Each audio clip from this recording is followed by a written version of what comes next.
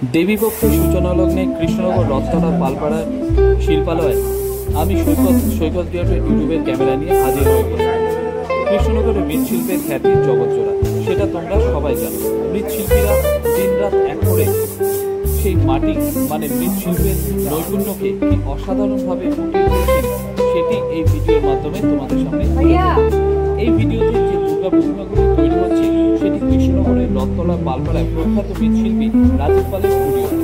এখানে রাজীব পাল তার সহযোগী কর্মচারী বন্ধুদের সাথে নিয়ে দিনরাত এক করে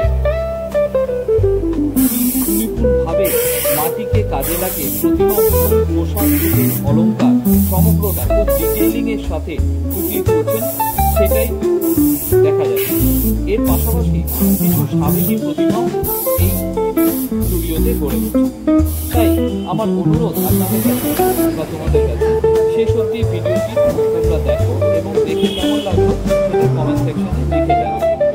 এবং যদি ভালো লেগে থাকে তাহলে লাইক এবং শেয়ার আর আমার চ্যানেলটা সাবস্ক্রাইব করতে ভুলো না।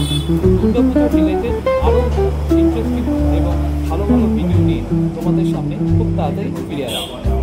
আজকে এই